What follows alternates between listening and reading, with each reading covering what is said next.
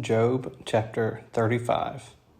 Elihu spake moreover, and said, Thinkest thou this to be right, that thou saidst, My righteousness is more than God's? For thou saidst, What advantage will it be unto thee? And what profit shall I have, if I be cleansed from my sin? I will answer thee, and thy companions with thee. Look unto the heavens, and see, and behold the clouds, which are higher than thou. If thou sinnest, what doest thou against him? Or if thy transgressions be multiplied, what doest thou unto him? If thou be righteous, what givest thou him? Or what receiveth he of thine hand? Thy wickedness may hurt a man as thou art, and thy righteousness may profit the Son of Man. By reason of the multitude of oppressions they make the oppressed to cry. They cry out by reason of the arm of the mighty. But none saith, Where is God my Maker, who giveth songs in the night, who teacheth us more than the beasts of the earth, and maketh us wiser than the fowls of heaven? There they cry, but none giveth answer, because of the pride of evil men. Surely God will not hear vanity, neither will the Almighty regard it. Although thou sayest, Thou shalt not see him, yet judgment is before him. Therefore trust thou in him. But now, because it is not so, he hath visited in his anger, yet he knoweth it not in great extremity. Therefore doth Job open his mouth in vain, he multiplieth words without knowledge. Chapter 36. Elihu also proceeded and said, Suffer me a little, and I will shew thee that I have yet to speak on God's behalf. I will fetch my knowledge from afar, and will ascribe righteousness to my Maker. For truly my word shall not be false. He that is perfect in knowledge is with thee. Behold, God is mighty, and despiseth not any. He is mighty in strength and wisdom. He preserveth not the life of the wicked, but giveth right to the poor. He withdraweth not his eyes from the righteous, but with kings are they on the throne. Yea, he doth establish them forever, and they are exalted. And if they be bound in fetters, and be holden in cords of affliction, then he sheweth them their work, and their transgressions that they have exceeded. He openeth also their ear to discipline, and commandeth that they return from iniquity. If they obey and serve him, they shall spend their days in prosperity, and their years in pleasures. But if they obey not, they shall perish by the sword, and they shall die without knowledge. But the hypocrites in heart heap up wrath. They cry not when he bindeth them. They die in youth, and their life is among the unclean. He delivereth the poor in his affliction, and openeth their ears in oppression. Even so would he have removed thee out of the strait into a broad place, where there is no straightness, and that which should be set on thy table should be full of fatness. But thou hast fulfilled the judgment of the wicked. Judgment and justice take hold on thee. Because there is wrath, beware, lest he take thee away with his stroke. Then a great ransom cannot deliver thee. Will he esteem thy riches? No, not gold, nor all the forces of strength. Desire not the night, when people are cut off in their place. Take heed, regard not iniquity, for this hast thou chosen rather than affliction. Behold, God exalteth by his power. Who teacheth like him? Who hath enjoined him his way? Or who can say, Thou hast wrought iniquity?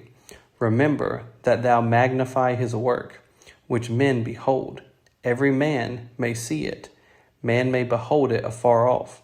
Behold, God is great, and we know him not. Neither can the number of his years be searched out. For he maketh small the drops of water. They pour down rain according to the vapor thereof, which the clouds do drop and distill upon man abundantly. Also, can any understand the spreadings of the clouds, or the noise of his tabernacle? Behold, he spreadeth his light upon it, and covereth the bottom of the sea. For by them judgeth he the people. He giveth meat in abundance. With clouds he covereth the light, and commandeth it not to shine by the cloud that cometh betwixt. The noise thereof sheweth concerning it, the cattle also concerning the vapor. Chapter 37. At this also my heart trembleth, and is moved out of his place. Hear attentively the noise of his voice, and the sound that goeth out of his mouth. He directeth it under the whole heaven, and his lightning unto the ends of the earth. After it a voice roareth, he thundereth with the voice of his excellency, and he will not stay with them when his voice is heard. God thundereth marvelously with his voice. Great things doeth he, which we cannot comprehend. For he saith to the snow, Be thou on the earth, likewise to the small rain, and to the great rain of his strength. He sealeth up the hand of every man, that all men may know his work. Then the beasts go into dens, and remained in their places. Out of the south cometh the whirlwind, and cold out of the north. By the breath of God frost is given, and the breath of the waters is straitened. Also by watering he wearieth the thick cloud, he scattereth his bright cloud, and it is turned round about by his counsels, that they may do whatsoever he commandeth them upon the face of the world in the earth. He causeth it to come, whether for correction, or for his land, or for mercy. Hearken unto this, O Job, stand still, and consider the wondrous works of God. Dost thou know when God disposed them, and caused the light of his cloud to shine? Dost thou know the balancings of the clouds, the wondrous works of him which is perfect in knowledge? How thy garments are warm, when he quieteth the earth by the south wind? Hast thou with him spread out the sky, which is strong, and as a molten looking glass? Teach us what we shall say unto him, for we cannot order our speech by reason of darkness. Shall it be told him that I speak? If a man speak, surely he shall be swallowed up. And now men see not the bright light which is in the clouds, but the wind passeth and cleanseth them. Fair weather cometh out of the north. With God is terrible majesty. Touching the Almighty, we cannot find him out. He is excellent in power and in judgment, and in plenty of justice. He will not afflict. Men do therefore fear him. He respecteth not any that are wise of heart. Chapter 38. Then the Lord answered Job out of the whirlwind, and said, Who is this that darkeneth counsel by words without knowledge? Gird up now thy loins like a man, for I will demand of thee, and answer thou me. Where wast thou when I laid the foundations of the earth? Declare, if thou hast understanding.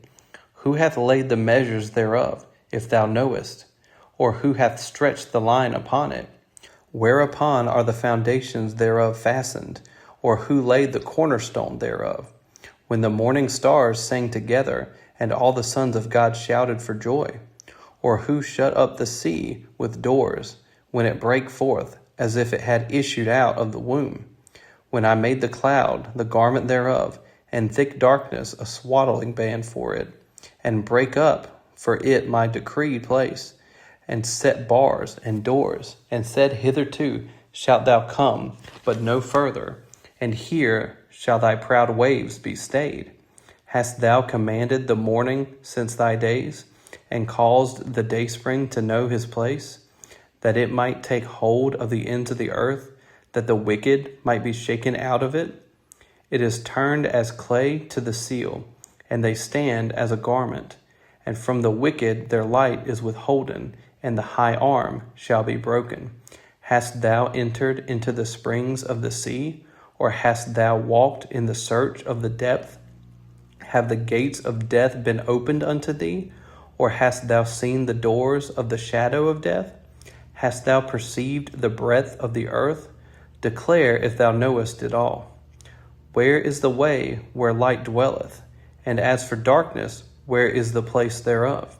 That thou shouldest take it to the bound thereof, and that thou shouldest know the paths to the house thereof. Knowest thou it, because thou wast then born, or because the number of thy days is great? Hast thou entered into the treasures of the snow? Or hast thou seen the treasures of the hail, which I have reserved against the time of trouble, against the day of battle and war? By what way is the light parted, which scattereth the east wind upon the earth?